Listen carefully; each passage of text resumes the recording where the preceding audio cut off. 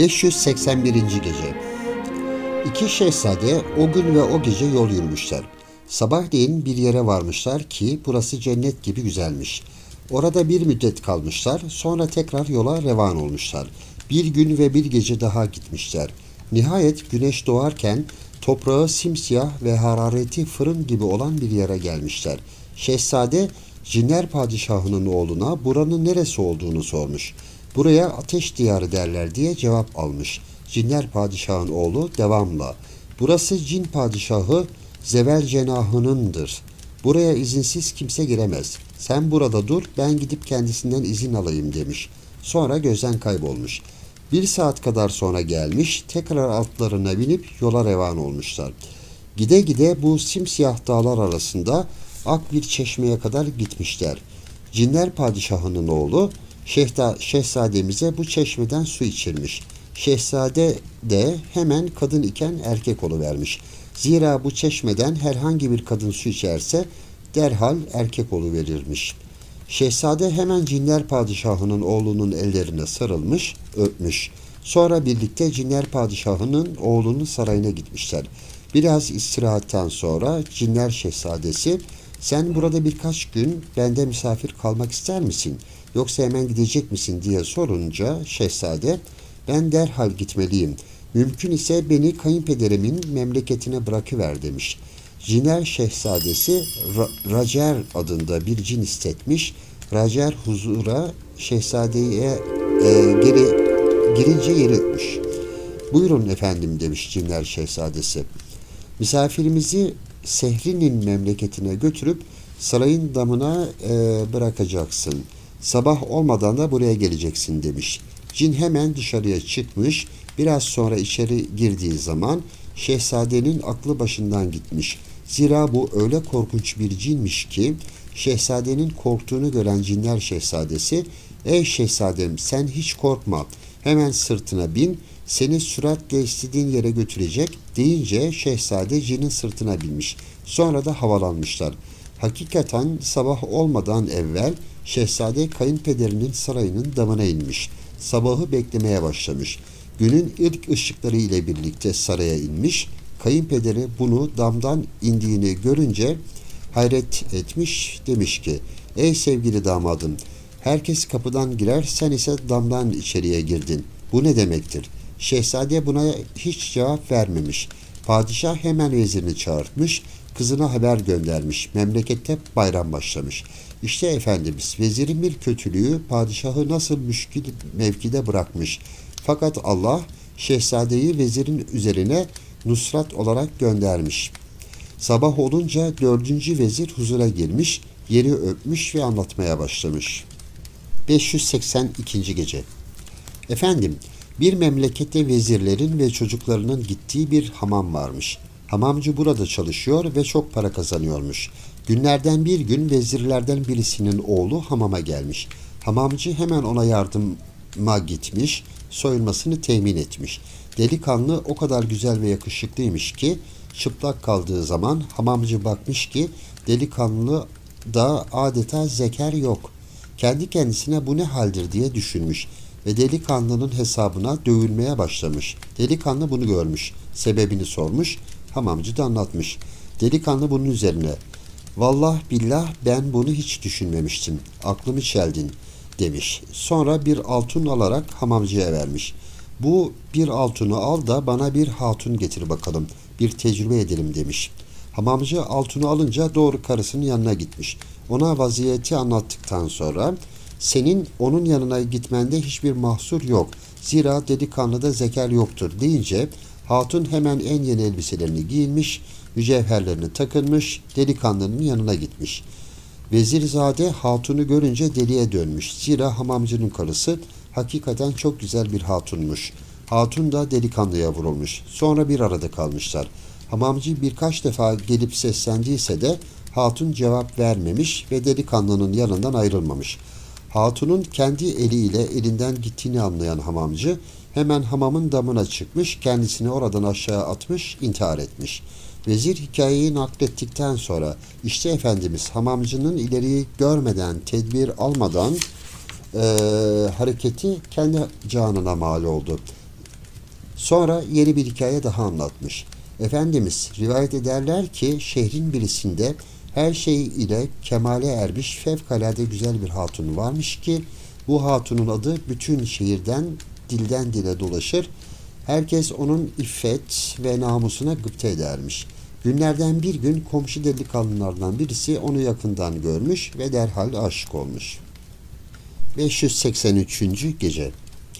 Günlerden bir gün hatunun kocası ticaret için çıkmış, bunu kendisine aşık olan delikanlı da haber almış. Hemen komşularından bir acüzeye gitmiş, halini anlatmış ve kendisine yardım etmesini istemiş. Acüzeye verdiği birkaç altın karşılığı bu işi yapmaya ikna etmiş. Acüze hemen ertesi gün sabah sırtına saliha ve abide bir kadın elbisesi giyinmiş. Doğru hatunun evine varmış. Çocukları için bir miktar ekmek ve giyecek eşyaları istemiş. Hatun da buna acımış, vermiş. Bu hal birkaç gün arka arkaya devam etmiş. O kadar ki hatun ile sıkı fıkı ahbaplık kurmuş. Bir gün hatun, "Ey valide, bizim mahallede beni delicesine seven çok güzel bir delikanlı vardır. O da bana birçok kereler haber gönderdi fakat reddettim," demiş. Acize bu sözleri duyunca hiç bilmemezlikten gelmiş ve "Ey kızım, vallahi sen doğru yapmadın. Sen bana onu tarif et, ben gidip kendisini göreyim, alıp sana getireyim," demiş. O gece hatunun evinde misafir kalmış, ertesi sabah erkenden delikanlının yanına varmış ve "Yarın öğlen vakti falan yerde beni bekle, ben gelip seni sevgilinin yanına götüreceğim," demiş. Delikanlı sevinmiş, acizeye 2 altın daha vermiş. Eğer söylediği olursa kendisine 10 altın daha vereceğini söylemiş. Acize hemen hatunun evine gitmiş, müjdeyi vermiş ve "Yarın öğle vakti sevgilin buraya gelecek," demiş. Hatun buna o kadar çok sevinmiş ki Acize'ye "Eğer söylediğin doğru ise yarın sana 10 altını veririm," diyerek memnuniyetini izhar etmiş. 584. Gece. O gece gayet rahat bir uyku uyumuşlar. Ertesi günü ales sabah hazırlığa başlayan hatun en yeni elbiselerini giymiş, içki ve yemek sofrasını hazırlamış. Öğleye yakında Acize delikanlıyı aramaya çıkmış. Sağa bakmış, sola bakmış, delikanlıyı bir türlü bulamamış. Kendi kendisine demiş, "Ne yapalım, ben vazifemi yaptım. Fakat bunca yemek böyle mi gidecek? Bari bir başkasını alıp gideyim."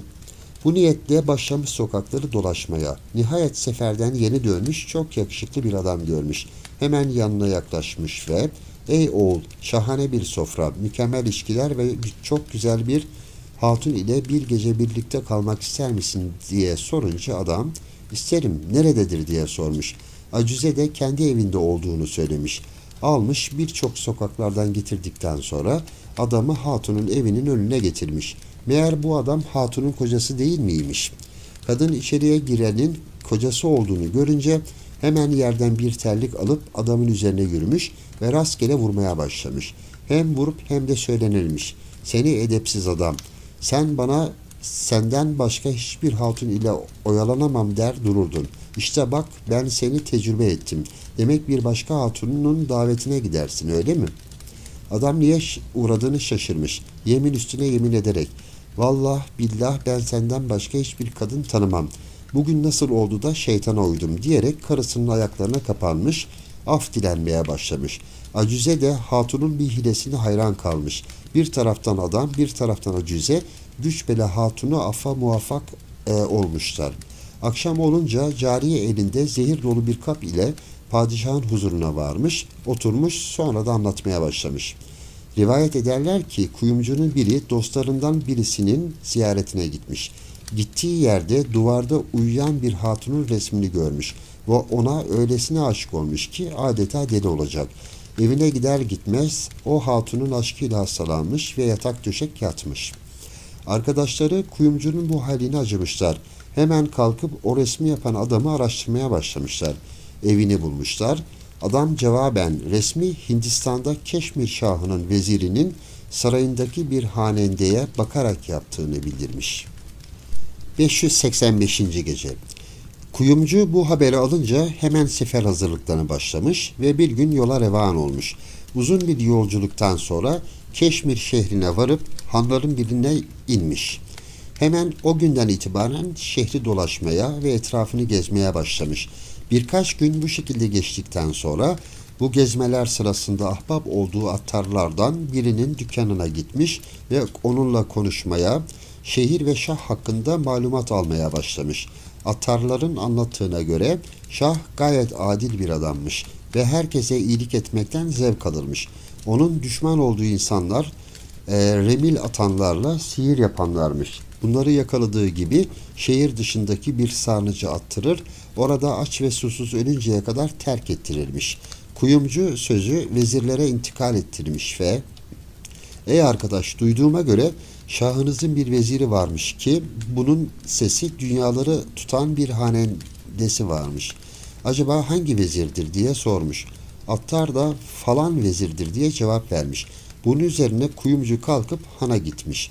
Birkaç gün sonra gayet fırtınalı, yağmurlu ve gök gürlemelerinin insanı deli eden gürültüler arasına yanına birkaç hırsız alarak vezirin konağına gitmiş, içeriye girmişler. Kuyumcu elinde yalın bir kılıç, cariyenin başı ucuna durmuş, yüzünü açıp görünce hemen kılıcının ucuyla arkasında ufak bir çizik yapmış. Hatun bunun acısına uyanmış, başı ucundaki belayı görünce ''Ey uğursuz adam, sen buraya hırsızlık için girdin. İşte mücevheratım, yalnız beni incitme.'' diyerek bir kutu dolusu mücevherat vermiş. Kuyumcu kutuyu alıp kaçmış. Ertesi günü en kıymetli elbiselerini giyinerek kutuyu da yanına almış, doğruca saraya gidip şahın huzuruna girmiş. Yeri öpmüş ve mücevherat kutusunu şaha vermiş. Şah hemen kutuyu açmış, kuyumcu da müsaade isteyerek gitmiş. Şah kutuda kendisinin vezirine hediye ettiği bir tesbihin de mücevherat arasında olduğunu görünce hemen vezirini çağırtmış. ''Bu tesbihi sana vermiştim, sen kime verdin?'' diye sorunca vezir, ''Efendimiz, ben falan cariyenize ve cariyeme vermiştim.'' deyince hemen cariyeyi getirtmişler. Şah sırtını açtırmış ve yarayı görmüş. Bundan sonra kadının sihir ile meşgul olduğuna kani olarak onu sihirbazların atıldığı kuyuya attırmış.